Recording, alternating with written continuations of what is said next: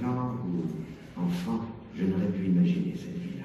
Un temps où tout me faisait peur. Un temps où tout semblait sombre. À l'époque, on m'appelait Poussé. Bonjour les enfants, je suis Esteban. Voici Nathan, nous sommes les lanceurs de piste de votre spectacle. Connaissez-vous l'histoire du petit Poussé, ce petit garçon ingénieux qui sème des petits cailloux? Justement, nous allons vous la raconter son histoire. Il était une fois un couple de bûcherons, très pauvres. Le père et la mère en profitèrent pour les abandonner. Quand ils se réveillèrent, la nuit était tombée. Mais le petit Poussé leur rendit courage. Ne vous en faites pas, mes frères, suivez-moi, je vais vous ramener et habiter dans les bois. Et 7 garçons. Leur dernier fils, le plus rusé de tous, était si petit qu'on l'avait surnommé le petit Poussé. Un soir, le jeune garçon entendit son père dire « Hélas, le pain manque, nous ne pouvons plus nourrir nos enfants. Demain, nous les emmènerons ramasser du bois et nous les perdrons. » Le lendemain matin, le petit Poussé mit dans ses poches un peu de pain. Il marcha en verrier, en semant des miettes de pain derrière lui. Ainsi, le soir venu, ses frères et lui pourraient retrouver le chemin de la maison.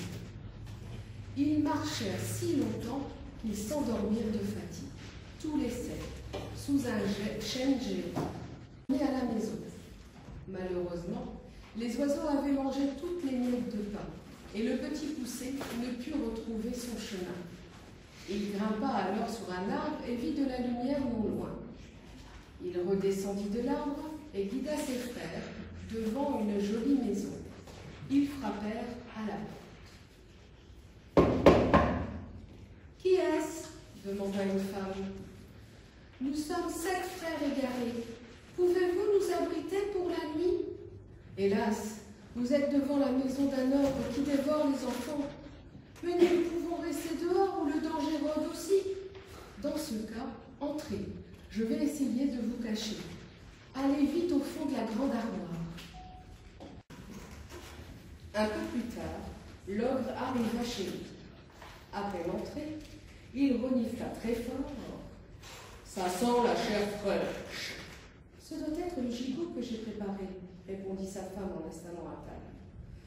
L'ogre dévora tout le gigot, le jambon, 10 saucissons. Mais il continua à renifler. « Ça sent toujours la chair fraîche.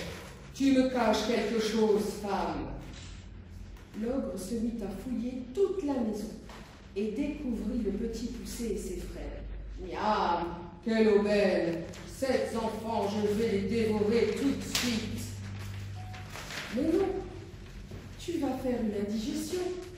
Gardez plutôt pour demain, je vais aller les cacher là-haut. » La femme de l'ogre emmena les 7 petits garçons dans un grand lit. Dans la même pièce, dormaient les 7 filles de l'ogre. Elles portaient des couronnes sur la tête. Avant de s'endormir, le petit Poussé retira son bonnet et celui de ses frères, les mit aux petites ogresses, et il se coiffa, ainsi que ses frères, d'une couronne. Pendant la nuit, l'ogre eut une grosse faim. « Je ne pourrai pas attendre demain pour dévorer ces gamins. » Il alla dans la chambre, et lorsqu'il sentit sous ses mains le petit bonnet, il se jeta sur ses proies et n'en fit qu'une bouchée. Puis il se recoucha. Au matin, le petit Poussé et ses frères s'évadèrent.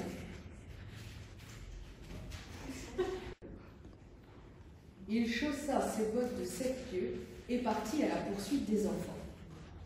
En entendant l'ogre arriver, les frères se cachèrent derrière un rocher.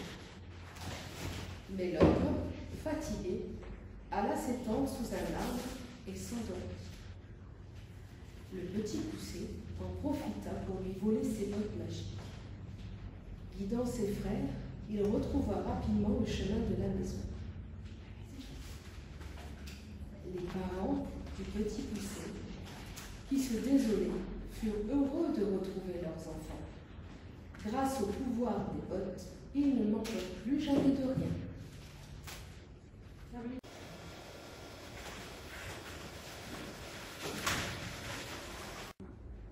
Tout à coup, il vit apparaître une petite fille aux cheveux blonds et bouclés. On l'appelait Boucle d'Or.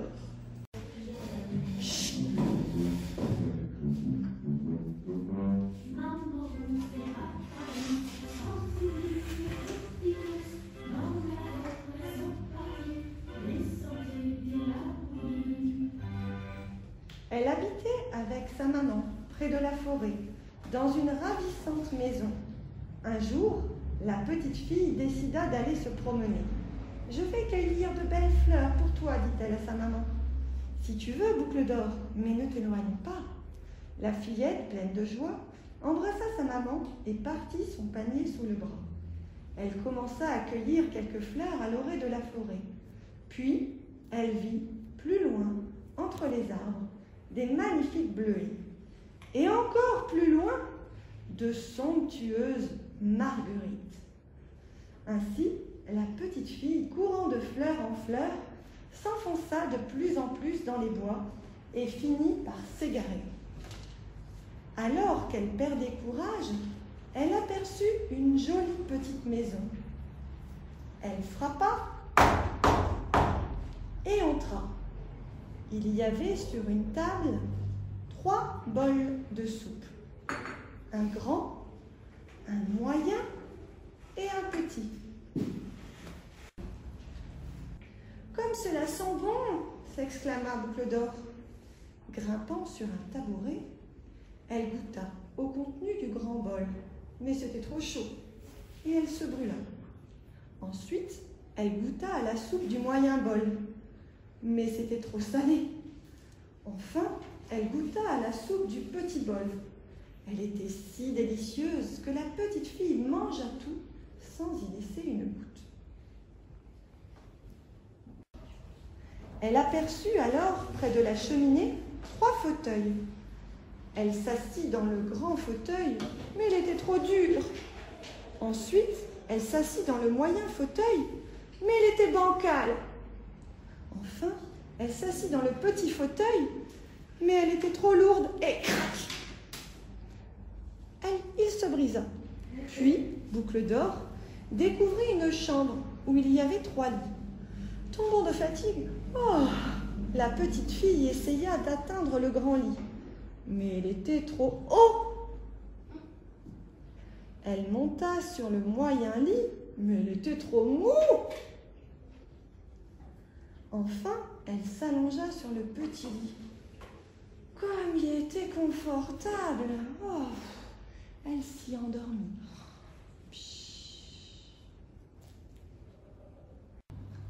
Pendant ce temps, les habitants de la maison rentrèrent de promenade.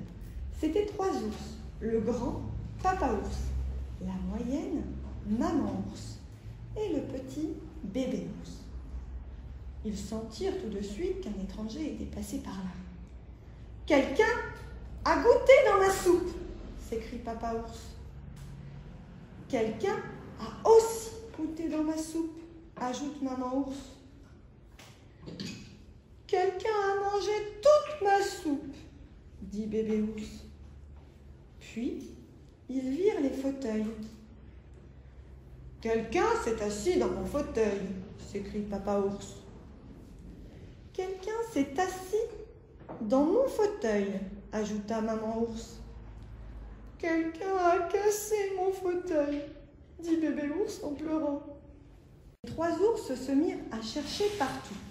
Ils arrivèrent dans la chambre. « Quelqu'un a essayé de monter sur mon lit !» s'écrie Papa Ours. « Quelqu'un est monté sur mon lit !» dit Maman Ours. « Regardez, quelqu'un est couché dans mon lit !» s'exclama Bébé Ours. À ces mots, Boucle d'Or s'éveilla. Lorsqu'elle vit les 3 ours, elle prit peur, bondit hors du lit et s'enfuit à toutes jambes. Elle ne s'arrêta de courir que lorsqu'elle atteignit sa maison. Depuis ce jour, la famille ours ne revit plus jamais la petite fille.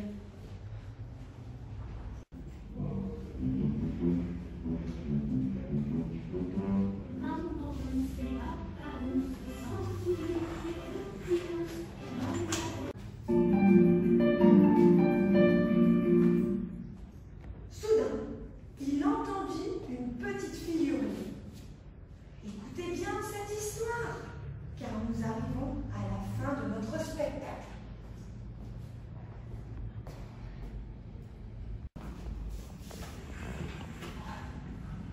Sous ses apparences de jolie blondinette à bouclettes, la princesse Adélaïde était en réalité un véritable dragon. Du matin au soir, elle terrorisait cuisiniers, couturiers, femmes de chambre et même le roi et la reine. Partout où elle allait, elle ordonnait, criait, et si elle n'obtenait pas immédiatement ce qu'elle désirait, elle menaçait l'imprudent de finir sa vie au cachot, au pain et à l'eau. Alors, quand on a annoncé à Adélaïde qu'elle devait aller à l'école et obéir aux ordres d'un maître, la princesse tapa du pied. « Jamais je n'irai !» Mais pour une fois, le roi et la reine ne cédèrent pas. La princesse n'avait plus le choix. Dès qu'elle arriva dans la cour de récréation, Adélaïde s'approcha d'un groupe d'enfants. « Donnez-moi toutes vos billes. Je suis la princesse. Vous devez m'obéir. » Les enfants la regardèrent d'un air étonné, puis firent quelques pas pour continuer de jouer un peu plus loin, comme si de rien n'était. Une fois en classe, Adélaïde s'adressa au maître. « Je veux m'asseoir au premier rang. Je suis la princesse. Je dois avoir la meilleure place. » Le maître la toisa du regard et répondit, avec un sourire qui en disait long, « Je t'ai gardé une bonne place au fond. » À la cantine, la princesse exigea du foie gras, du homard, une pièce montée, après quoi on lui servit une cuisse de poulet, des épinards et un yaourt aromatisé. De retour au palais, la princesse fondit en larmes dans les bras de la reine. « Je ne veux plus y retourner, tout le monde me déteste là-bas. » « Peut-être que si tu essayais d'être gentille, tu te ferais des amis, tenta la reine. » Des amis, Adélaïde n'en avait jamais eu. Elle n'en voyait d'ailleurs pas bien l'utilité. Mais après une telle journée, elle avait bien envie d'essayer. Le lendemain, la princesse rejoignit un groupe d'enfants et leur offrit à chacun une bille. « Tu veux bien jouer avec nous ?» lui proposa Elora, une jolie brunette aux yeux noisettes. La princesse s'amusa ainsi jusqu'à l'heure de la sonnerie. En classe, Elora l'invita à s'asseoir près d'elle. Puis, à la cantine, la petite fille lui offrit un peu de macédoine et de son fromage blanc. Quand elle rentra le soir, la reine interrogea Adélaïde. « Alors, cette journée ?» Quelle belle histoire! Et oui, les amis sont essentiels. Un ami, c'est un camarade de jeu, un confident et bien d'autres.